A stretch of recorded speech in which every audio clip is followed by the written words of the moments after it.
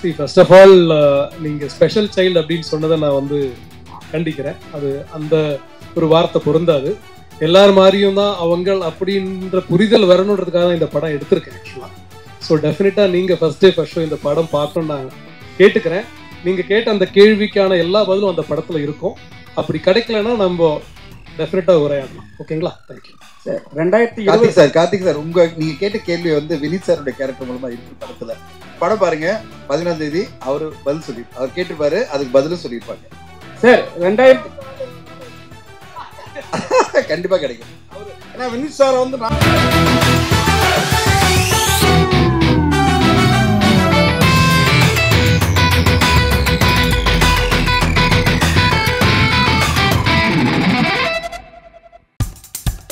இப்போ நம்ம என்டர்டெயின்மெண்ட் ஆக போகுது பிளஸ்.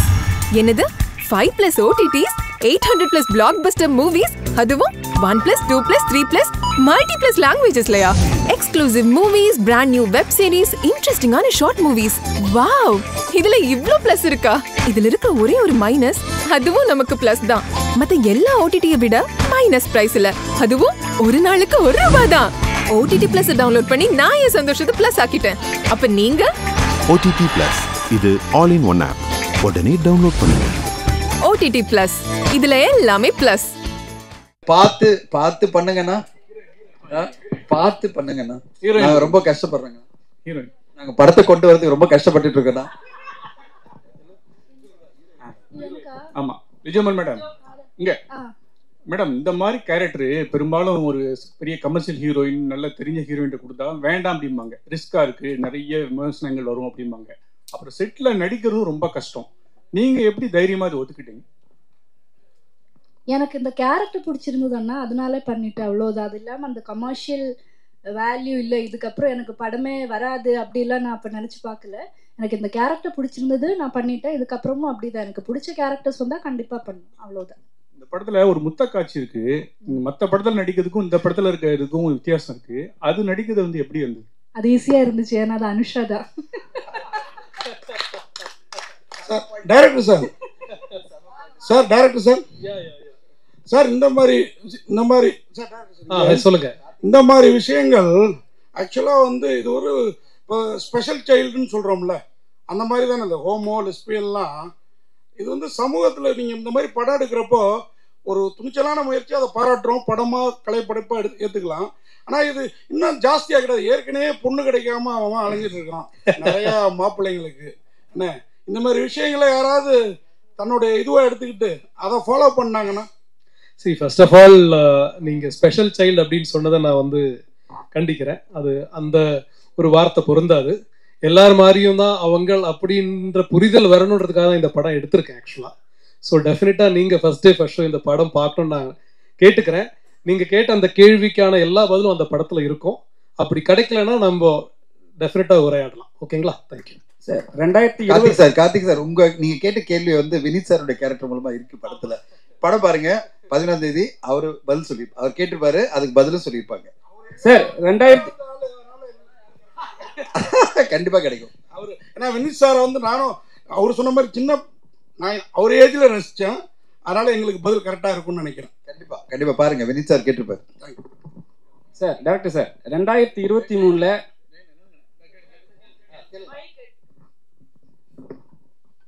சார் இதில் 2 பெண்ணுங்க காதலிக்கிறாங்க. அவங்க வந்து தனியாக வாழணும்னு சொல்லிட்டு நினைக்கிறாங்க. அதுக்கு அப்பா அம்மா ஒத்துழைக்க மாட்டேங்கிறாங்க. பட் வழக்கமாக ஏற்கனவே நீங்கள் கோட் பண்ண மாதிரி தான் சமுதாயத்தில் வந்து ஒரு ஆண் பெண், ஆணுக்கு ஒரு பெண் அப்படின்னு சொல்லிட்டு தான் இருக்குது. பட் இந்த மாதிரி ஏற்கனவே கார்த்திக் சொன்ன மாதிரி பெண் கிடைக்க மாட்டுது அப்படின்னு சொல்லிட்டுலாம் சொல்கிறாங்க. நீங்கள் வந்து இதை வந்து வற்புறுத்தி சொல்லும்போது நாடு முழுக்க இந்த மாதிரி ஆச்சுனாக்கா அப்புறம் குழந்தை பிறப்பு எப்படி நடக்கும்? அப்புறம் அதுக்கு பிறகு வந்து பெண்கள் அவங்க மட்டுமே குடும்பம் நடத்தலாமா? இந்த மாதிரி கேள்வியெல்லாம் இருக்குது. இதுக்கெல்லாம் நீங்கள் என்ன விட சொல்ல போகிறீங்க படத்தில்? எனக்கு ஆக்சுவலி ரொம்ப சந்தோஷமா இருக்குங்க.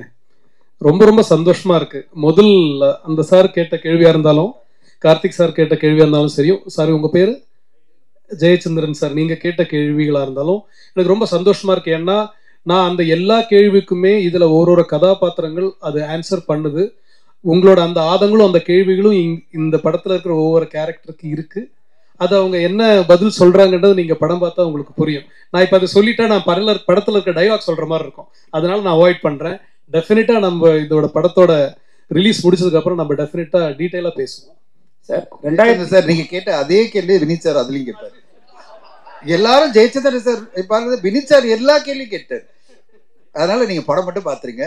அதுல உங்க கேள்விக்கு எல்லாரும் அவர் கேட்டிருப்பாரு. அதுக்கு பதில் வந்து லிஜோ சொல்லியிருப்பாங்க, அது பிறகு அனுஷா சொல்லியிருப்பாங்க, டைரக்டர் வந்து அவங்க மூலமா சொல்லுவாரு.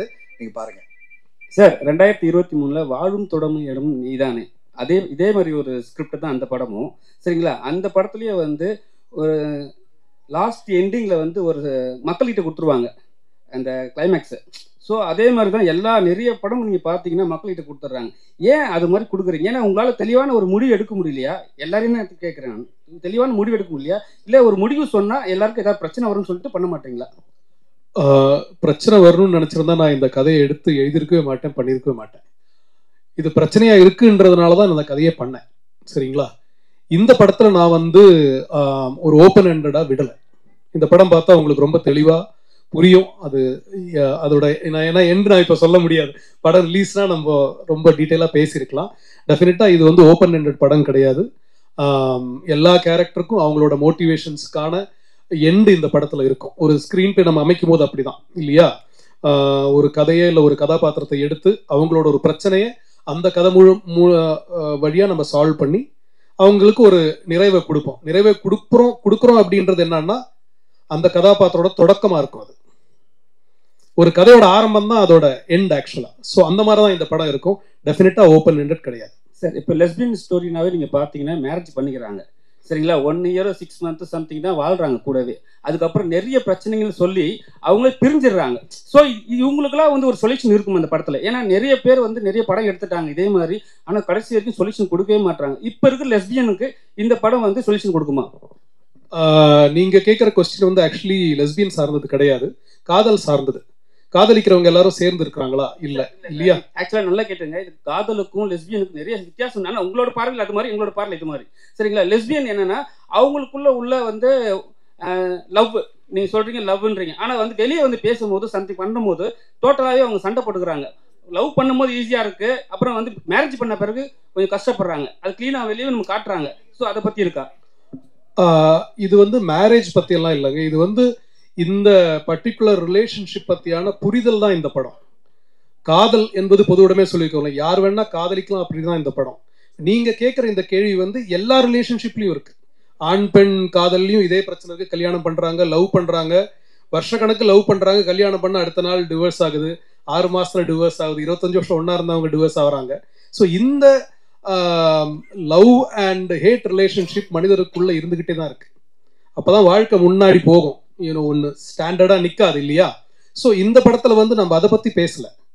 இதுவும் சரிதான், உங்களை மாதிரி நாங்களும் காதலிப்போம், நாங்களும் சண்டை போடுவோம், பிரிவோம், ஒன்னா இருப்போம் அப்படின்னு சொல்லக்கூடிய ஒரு படம் தான் இது. ரோஹிணி மேடம், எந்த காதல்னாலும் ஒரு கட்டத்தில் வந்து கல்யாணத்தில் போய் நிற்கணும். இந்த மாதிரி ஹோமோசெக்சுவல் வந்து சில நாட்டில் சட்டப்பூர்வமான அனுமதி இருக்கு, நம்ம நாட்டில் சுப்ரீம் கோர்ட் இதிலே வந்து அனுமதி இல்லை. இந்தியா மாதிரி நாட்டுக்கு வந்து இது வந்து மேரேஜ் வந்து லீகலாக வேணும் அப்படின்னு நினைக்கிறீங்களா? இந்த ரிலேஷன்ஷிப் அதுக்கு தான் வந்து அவங்க போராடிட்டு இருக்காங்க இல்லையா? என்ன வேணும் என்ன வேணாம் அப்படின்றது சொல்றதுக்கான அதுக்கு உண்டான அத்தாரிட்டி கிடையாது.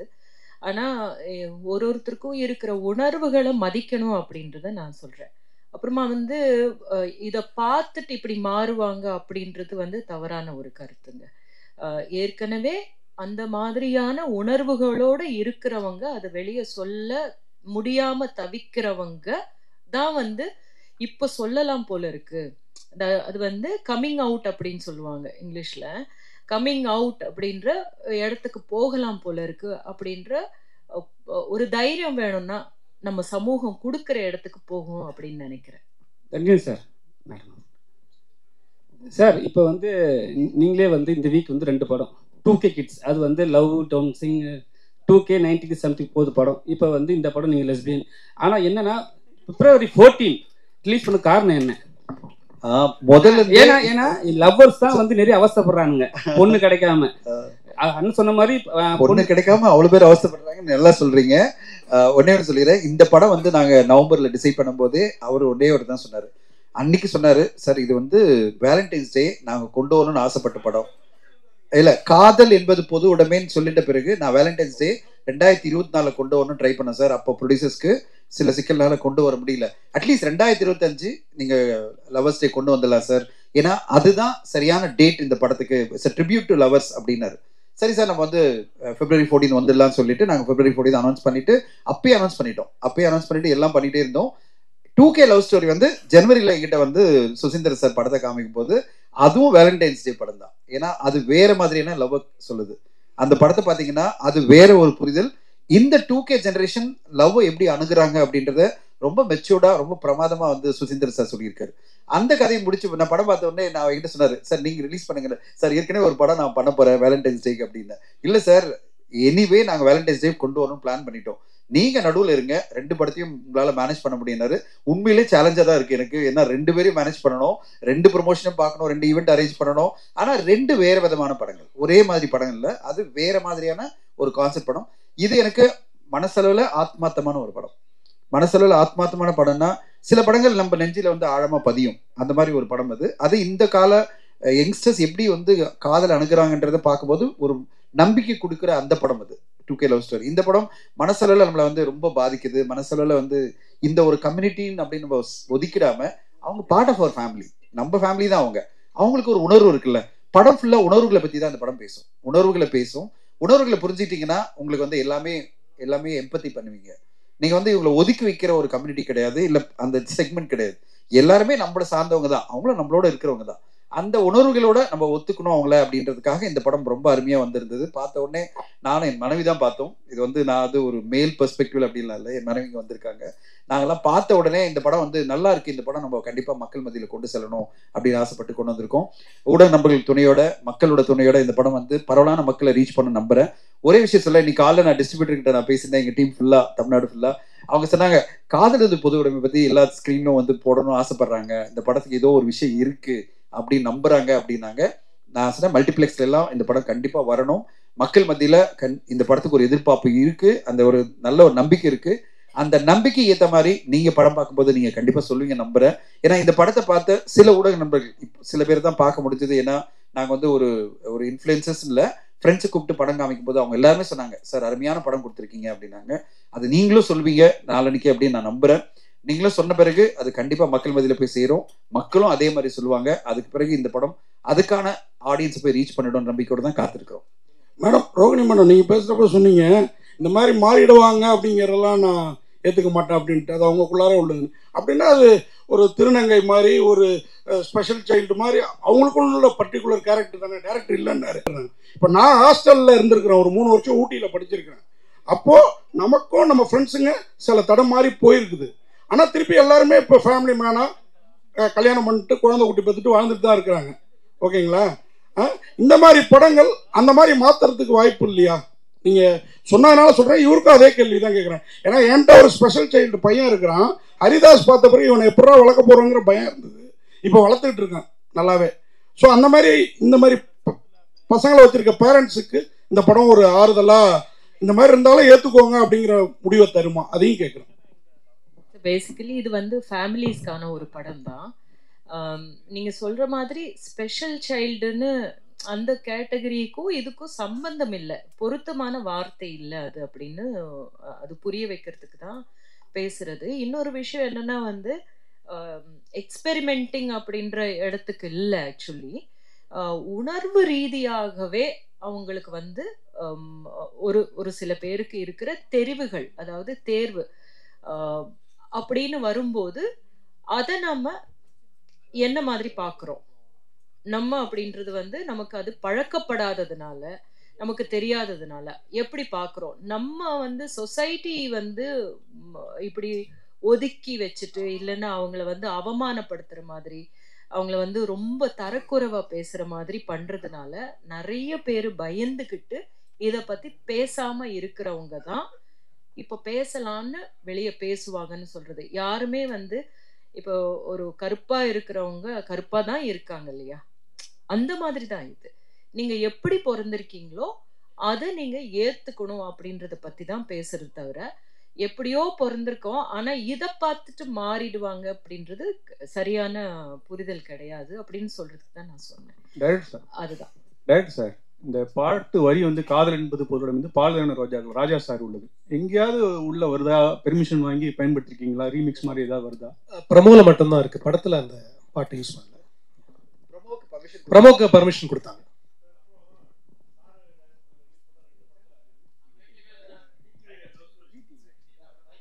சார் சார் வரும் sir. Sir director sir, sir ஆக்சுவலாக இப்போ நம்ம இந்த விஷயங்கள் வந்து ஃபேமிலியில இருந்து ஃபர்ஸ்ட் ஆரம்பிக்கணும். இங்கே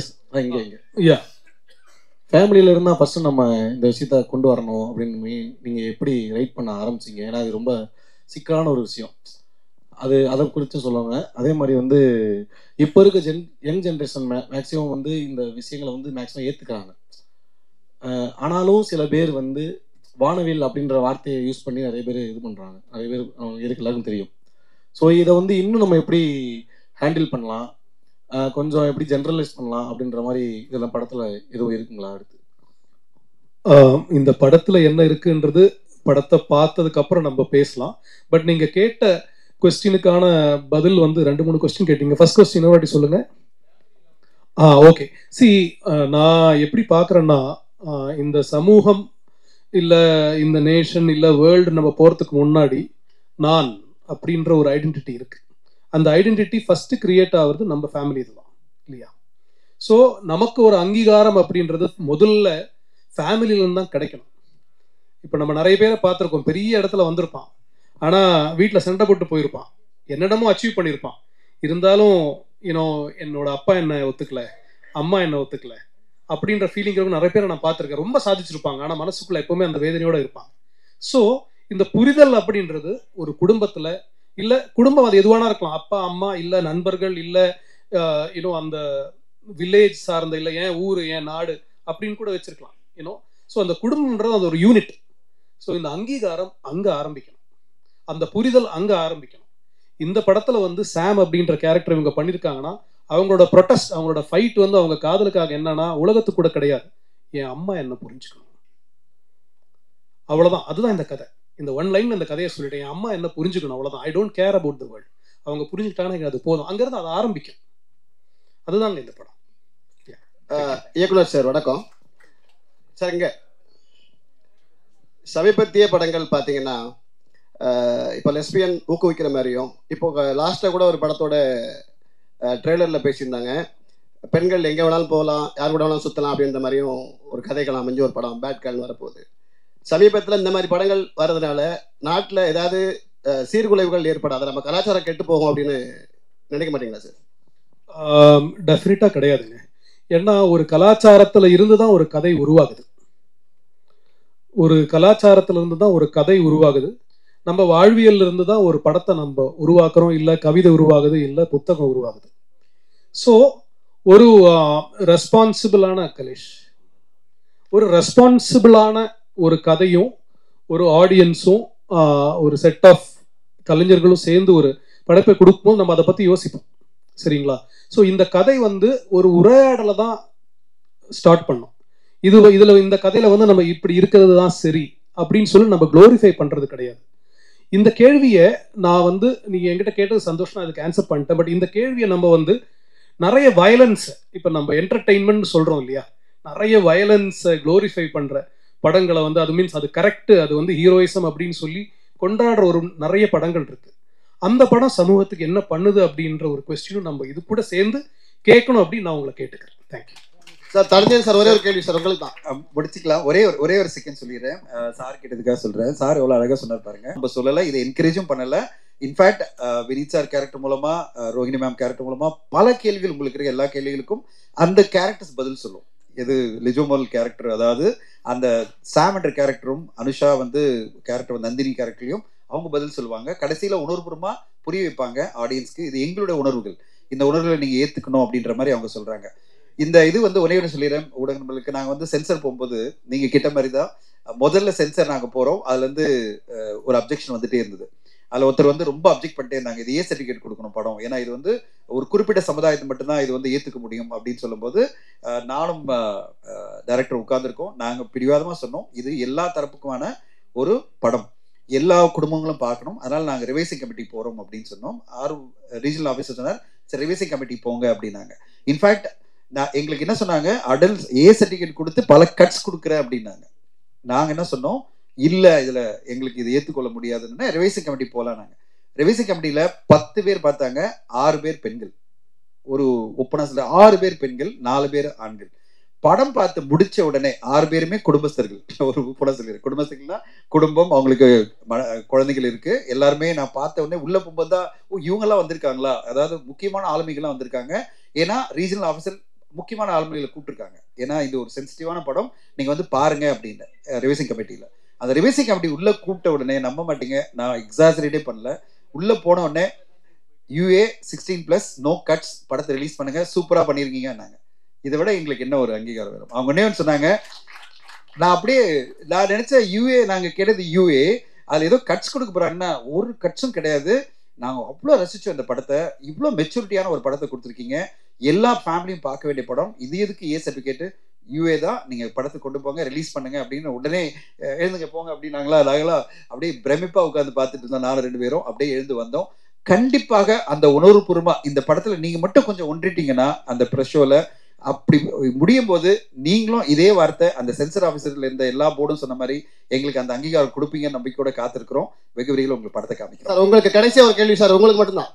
லாஸ்டா 2K கிட்ஸ் நம்ம ஆடியோல அந்த படம் வேண்டாம், இந்த படத்தை பத்தி பேசுவோம். பேசல சார், அதை பத்தி பேசல. நீங்க ஒரு क्वेश्चन வச்சீங்க சார், படம் வெளியாகிற படங்கள்ல 93% ஃபிளாப் ஆகுது, 3% தான் ஹிட் ஆகுது அப்படின்னு சொல்லி 7% தான் ஹிட் ஆகுதுன்னு சொல்லியிருந்தீங்க. இது எங்களுடைய கேள்வி என்னன்னு கேட்டீங்க அப்படின்னா, எல்லாருமே ஒவ்வொரு மேடையிலையும் சொல்றாங்க படம் தொடர்ந்து ஃபிளாப் ஆகுது, ஓட மாட்டேங்குது, லாஸ் ஆகுது, எல்லாரும் சொல்றாங்க. எல்லாருக்கும் இந்த ஆதங்கம் எங்களுக்கும் இருக்கு. நான் என்ன கேட்கறேன்னு கேட்டீங்கன்னா, ஒரு படம் நம்ம மேக்கிங் பண்றதுக்கு ஒரு 50 கோடி செலவாகுது அப்படின்னா 250 கோடி ஒரு ஹீரோ ஹீரோயின் சம்பளத்தை திணிக்கும் போது அது லாஸ் ஆகுது. நம்ம யாருமே அதை யோசிக்கிறது இல்லை. படம் தயாரிப்பாளரும் சரி, இயக்குனரும் சரி, யாரும் யோசிக்கிறல. ஒருத்தவங்களோட கால் ஷீட் வேணும் அப்படின்றதுக்காக 150 கோடிக்கு நடிச்சிட்டு இருந்தவங்கள 250 கோடி கொடுத்து புக் பண்றாங்கல்ல, இப்ப லாஸ் எதனால சார் வருது? இந்த பெரிய நடிகர் நடிச்ச படங்கள்ல ஒரே ஒரு புரிதல், நான் தனியா ஒரு ஒர்க் ஷாப்பே உங்களுக்கு பண்ணிடுறேன், ஏன்னா அதெல்லாம் நான் பண்ணிட்டு இருக்கிற ஆள் தான்.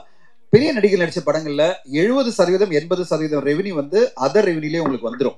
எதனால அவ்வளவு சம்பளம் கொடுக்குறாங்கன்னா, ஒரு டிஜிட்டல் வந்து அவ்வளவு விலை கொடுத்து வாங்க ரெடியா இருக்காங்க, சேட்டலைட் வாங்க ரெடியா இருக்காங்க, மியூசிக் வாங்க ரெடியா இருக்காங்க.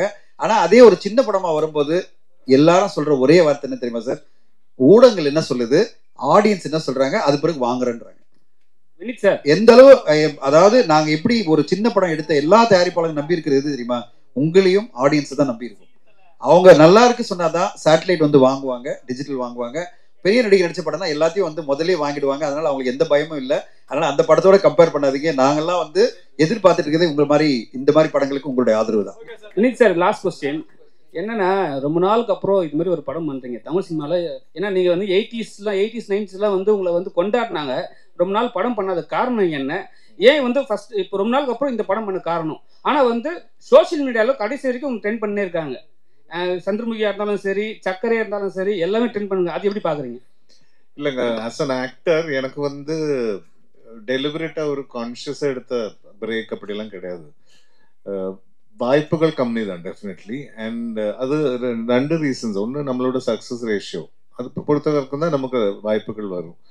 எனக்கு ஆன பர்சனல் நோட், எனக்கு வந்து அந்த கேரக்டர் சேலஞ்சிங்காக இருக்கணும், என்னால் ஏதாவது கான்ட்ரிபியூட் பண்ண முடியும். அப்படி இருக்கிறது நான் especially after the point of time, இப்போ at this point of my career, at this age, this is the time to explore different characters. So அதனால டைம் எடுத்து இப்போ வர்ற எல்லா ரோலும் பண்ணாமல், இப்போ மலையாளத்தில் நான் பண்ணிட்டு இருக்கேன் நிறைய படங்கள், தமிழில் ஆல்சோ வரும்போது இந்த மாதிரி தான் ரேராக வருது. ஸோ அதுதான் உண்மை ஆக்சுவலி. அதனால நான் டெலிபரேட்டாக பிரேக்கு அப்படியெல்லாம் இல்லை. அஃப்கோர்ஸ் மை டான்சிங் ப்ரொஃபஷன், என்னோட டான்ஸ் ஸ்கூல் அதெல்லாம் ஒரு சைடில் வேற போயிட்டு இருக்கு. But as an actor I think it is very important. ஏன்னா மக்கள் மனசில் இப்போ நீங்கள் சக்கரை எடுத்து சொல்றீங்க, காதல் தேசம் எடுத்து சொல்றீங்க, மே மாதம் ஒரு Chandramukhi, that goodwill is so important. நம்ம என்ன பெர்ஃபார்ம் பண்ணியிருக்கோம் அது எப்போ அது மனசில் இருக்கும் மக்களுக்கு. இப்போ இன்னைக்கும் எங்கிட்ட இப்போ மோர் தென் 33 இயர்ஸ் அவரும் பற்றி இன்னைக்கும் நான் ஒரு கேபில் ஏறினா அந்த படத்தை பற்றி அந்த கேரக்டர் பற்றி மக்கள் என்கிட்ட பேசுறதுன்னா it is because of that craft, அந்த டைரக்டரோட, அந்த ரைட்டரோட, இளையராஜா சாரோட மியூசிக், அந்த டீமோட ஒர்க். ஸோ அந்த மாதிரி டீம்ல அந்த மாதிரி ஒரு வாய்ப்பு வரும்போது தான் பண்ணணுன்றது என்னோட ஒரு பேசிக் பாலிசி. அப்பதான் மக்கள் மனதில் நம்ம இருக்கும். ஸோ அதனால ஆஃப்டர் லாங் டைம் எனக்கு இந்த மாதிரி of course I have done in between படங்கள் பண்ணிட்டு இருந்தேன். JP when he sent the script I was so fascinated. ஏன்னா அந்த ஏஜுக்கு ஏற்ற மாதிரி நான் இதுவரை பெர்ஃபார்ம் பண்ணாத மாதிரி அண்ட் ஸோ அது ஒரு சேலஞ்சாக இருந்தது. And I was confident. அது தட் இஸ் வெரி இம்பார்ட்டன்ட். இது பண்ணி it has to be justified. அது நம்ம டிஸ்கஷன்ல he also felt the confidence that என்னால பண்ண முடியும். அப்படியே வந்தது. தேங்க்யூ. இப்போ உங்க என்டர்டெயின்மெண்ட் ஆக போகுது plus 5+ OTT 800+ blockbuster movies 1+, 2+, 3+, multi+ languages, exclusive movies, brand new web series, interesting ஆன short movies. இப்படி நிறைய பிளஸ். வெயிட் இதுல மைனஸ் ஒரு விஷயமும் இருக்கு. மத்த எல்லா OTTs விட மைனஸ் பிரைஸ்ல ஒரு நாளைக்கு ₹1 மட்டும்தான். உங்க சந்தோஷத்தை பிளஸ் பண்ண போற OTT பிளஸ் இப்ப உங்க கையில. உடனே டவுன்லோட் பண்ணுங்க. OTT பிளஸ் இது ஆல் இன் ஒன் ஆப். உடனே டவுன்லோட் பண்ணுங்க. என்டர்டெயின்மெண்ட்டை பிளஸ் பண்ணுங்க OTT பிளஸோட.